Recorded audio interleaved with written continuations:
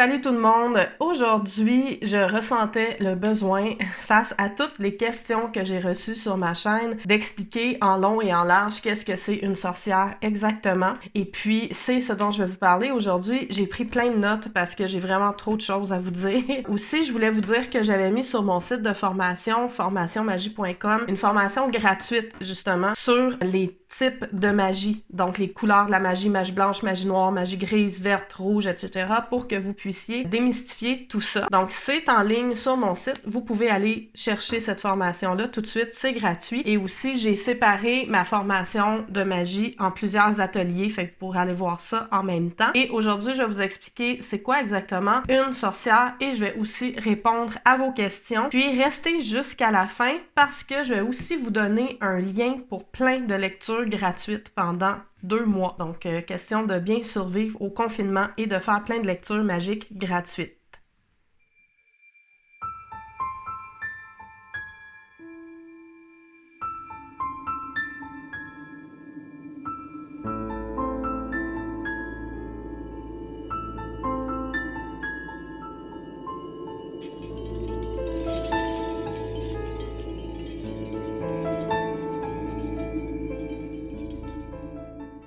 Alors, je vous disais que j'avais pris beaucoup de notes, fait que ça se peut que vous me voyez baisser les yeux souvent sur mon ordinateur qui est devant moi parce que j'ai vraiment beaucoup de choses à vous dire. Premièrement, on commence tout de suite avec le terme sorcière. Le terme sorcière englobe énormément de choses, ok? Quand, à une autre époque, on disait que les sorcières, c'était entre autres les herboristes, que c'était les guérisseuses, c'était des sages-femmes, c'était des femmes qui avaient des dons de voyance ou qui avaient plein de sortes de dons finalement, qui pouvaient faire des rêves prémonitoires, pouvaient voir les esprits, il y avait des médiums là-dedans. Donc, tout ça regroupait le terme sorcière. Encore aujourd'hui, selon moi, en 2020, ceux qui ont des dons, en fait, vont être considérés comme sorcières parce que c'est juste un terme qu'on utilise. Pourquoi on utilise beaucoup le mot sorcière au féminin? C'est principalement parce que c'était lié aux femmes. Mais un homme peut être une sorcière, en fait, un sorcier. En anglais, le mot witch n'a pas d'équivalent au féminin. C'est vraiment witch que vous soyez un homme ou une femme. En français, on a sorcier et sorcière. C'est juste que les sorciers étaient plutôt associés aux mages, style Merlin l'enchanteur, là, avec la toge et la grande barbe blanche. Vous pouvez être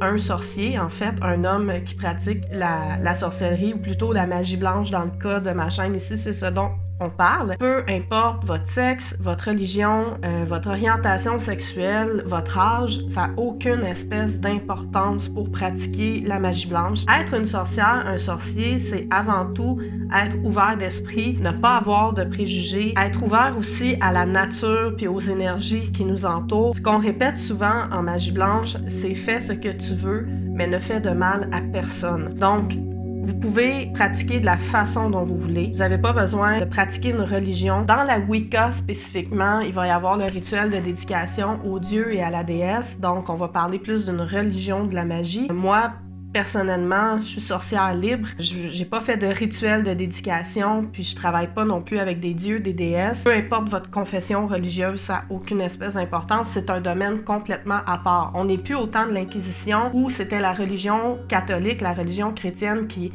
régissait tout ça et qui décidait qui était une sorcière, qui allait en enfer. Là, on est en 2020, tout ça c'est terminé. Donc, c'est plus du tout la même chose. C'est important de savoir que pratiquer la magie, ça n'a rien à voir avec les entités, ça n'a rien à voir avec invoquer des esprits maléfiques, ça n'a rien à voir avec le Ouija, par exemple, à moins que réellement vous ayez l'intention de pratiquer la magie noire. Dans ce cas-là, vous n'êtes pas au bon endroit, de toute évidence. Il y a beaucoup de gens qui m'écrivent des choses que je supprime automatiquement, mais je reçois des trucs à propos que c'est dangereux ce que je dis, puis qu'on invoque des entités, tout ça. Ben non, vraiment pas. Ça n'a rien à voir avec ça, ok? Pour moi, être une sorcière, c'est avant tout apprendre à reconnecter avec soi puis avec l'énergie qui nous entoure. Les outils qu'on utilise, que ce soit le grimoire, les encens, les pierres, les bougies, les couleurs, les phases de la lune, les jours de la semaine, les nombres, il y a beaucoup de correspondances qu'on va utiliser. Ce sont tous des outils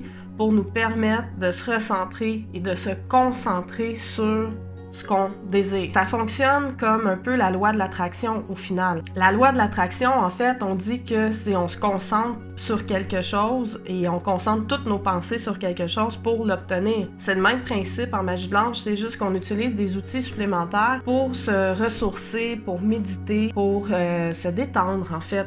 Il n'y a rien de mal là-dedans, il n'y a rien d'épeurant là-dedans non plus ou de dangereux. Plus la connexion est forte avec nous-mêmes, plus la connexion est forte avec les énergies qui nous entourent, plus les rituels deviennent efficaces, c'est tout.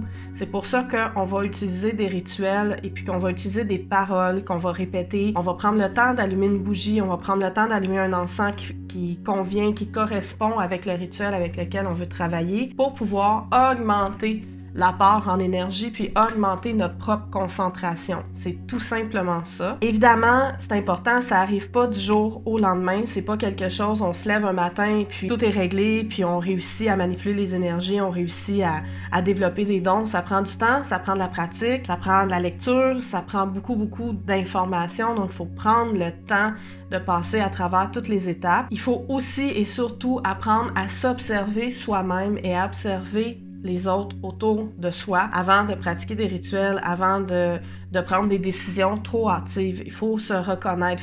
C'est une bonne façon d'apprendre à se connaître, en fait, la magie blanche, les rituels et tout ça. Il faut prendre le temps de faire son cheminement, puis de faire du développement personnel, si on veut, à travers ça. Il faut surtout aussi comprendre l'importance de chaque être vivant, de la nature, plantes, animales, humains, de tout ce qui nous entoure. Donc, apprendre à voir leur importance et à voir leur nécessité. Même ce qu'on déteste, on doit apprendre à comprendre pourquoi ça existe, pourquoi ces choses-là existent, pourquoi ces choses-là sont dans notre vie. Et ça, c'est une autre façon, en fait, d'apprendre à travailler avec les énergies, puis d'apprendre à se connaître soi-même, puis à reconnecter avec soi-même. Je pense aussi qu'être une sorcière moderne, c'est d'apprendre à se connecter à la nature. On perd beaucoup cette dimension-là dans nos vies parce que tout est technologique, tout va super rapidement. Donc, on essaie de se reconnecter à la nature aussi souvent que possible. On va travailler avec les livres, les cartes, les correspondances, les plantes, les pierres, tous les outils qui peuvent faciliter la connexion avec la nature et la manipulation de l'énergie,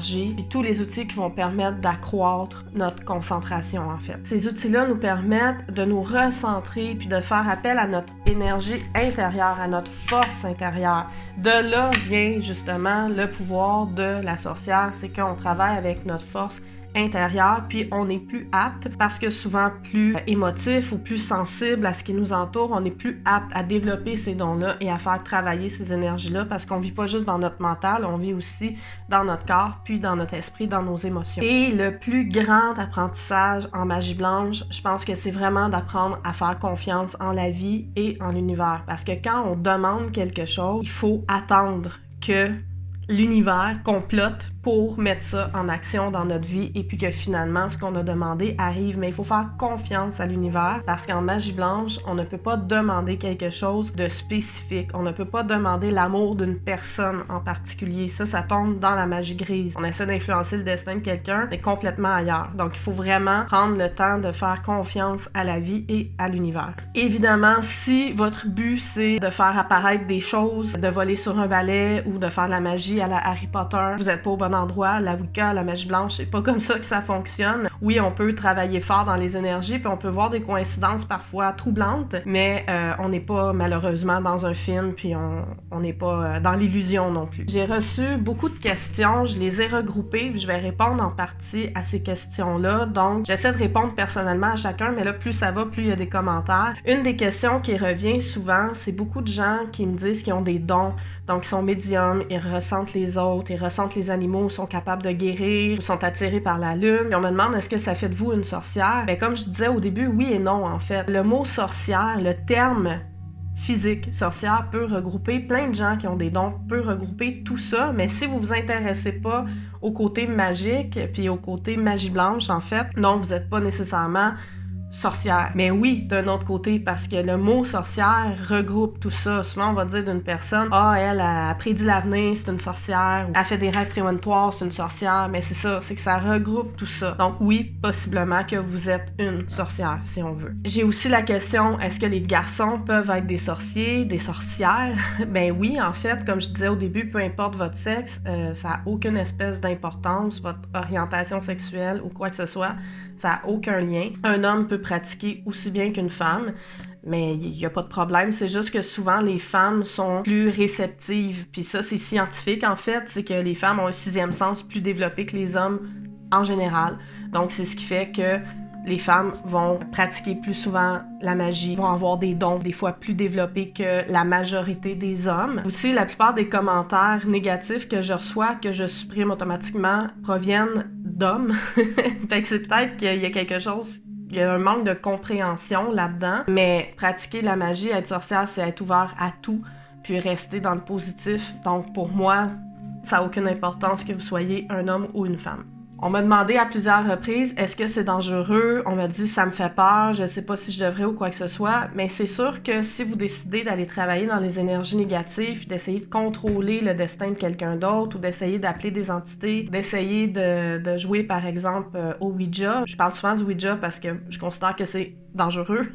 Si vous essayez de jouer dans cette zone-là, oui, c'est dangereux, en effet, parce que vous vous frottez à des énergies que vous connaissez pas. Mais quand on reste dans la magie blanche, dans la pratique, et puis qu'on travaille avec la nature, avec ce qui nous est offert, puis ce qui nous entoure, selon moi, non, c'est pas dangereux. Donc, c'est juste de bien canaliser ces énergies, de bien doser, puis de faire attention aux rituels qu'on fait, de s'assurer que ces rituels-là ne font de mal à personne, et puis sont vraiment là pour apporter le bien, toujours en réfléchissant, est-ce qu'on est en train d'essayer d'influencer le destin de quelqu'un? Parce qu'à partir du moment où vous essayez d'influencer le destin de quelqu'un, même si vous êtes plein de bonnes intentions, on tombe dans la magie grise. Donc, c'est la question à se poser. On m'a demandé aussi comment je fais pour en parler aux autres ou à quelqu'un sans passer pour un fou, une folle. Et comme j'explique, dans le fond, pour moi, c'est pas pire que de faire de la méditation. Pour moi, c'est vraiment des outils qui permettent de se ressourcer, de se concentrer, de méditer, puis d'augmenter notre niveau énergétique. Alors, c'est comme ça que je l'explique.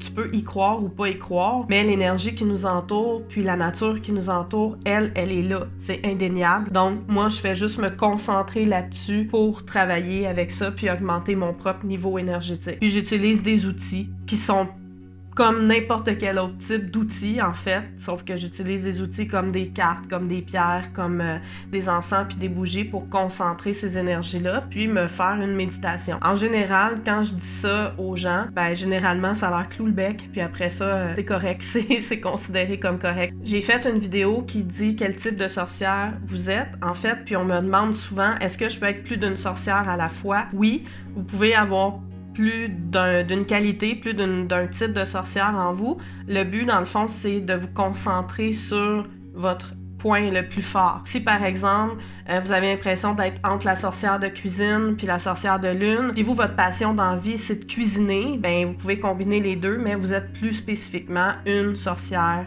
de cuisine, en fait. Il y a souvent des gens aussi sur la vidéo 7 signes que vous êtes une sorcière qui me dit j'ai pas tous les signes, est-ce que ça marche pareil? Ben oui, les signes que j'ai donnés, c'est juste pour dire que vous êtes connecté à vous, que vous avez de l'énergie, que vous êtes connecté à votre source interne, à votre pouvoir énergétique. Fait que ça se peut que vous ayez pas tous les signes, mais que vous en ayez d'autres que j'ai pas nommés. Fait que oui, ça peut faire de vous une sorcière. Comme je dis, la première chose, c'est que vous ayez un intérêt pour ça. C'est vraiment la première chose qui fait de vous une sorcière, finalement. On me demande des fois, est-ce que je peux devenir sorcière? OK, là, les puristes vont dire non, c'est impossible, c'est un don, c'est inné, tu peux pas devenir sorcière, peu importe. Moi, je pense que oui. Je pense que si on s'intéresse à ça, on peut avoir une base en nous, puis finalement, on s'y intéresse et puis on développe ces dons-là, puis on développe cette façon de faire-là. Moi, c'est comme ça que je le vois. Je pense vraiment que c'est possible d'apprendre sur le sujet, puis de le mettre en pratique, mais à la base, il faut avoir un intérêt là-dessus, puis il faut ressentir une attirance pour ce domaine-là, parce que c'est du développement personnel et spirituel.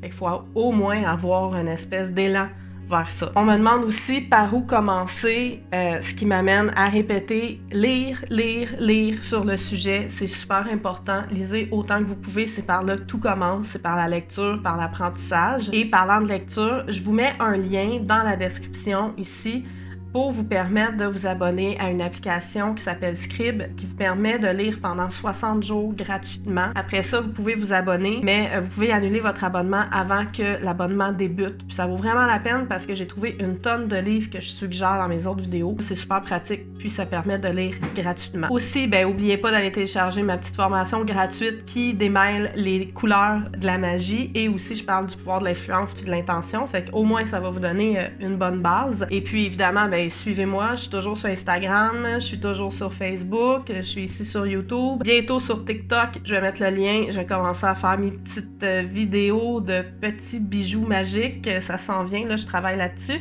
Alors voilà, ça fait le tour, j'espère que vous avez apprécié puis que ça vous démêle un petit peu, puis passez une super belle semaine, une super belle journée et soyez magiques!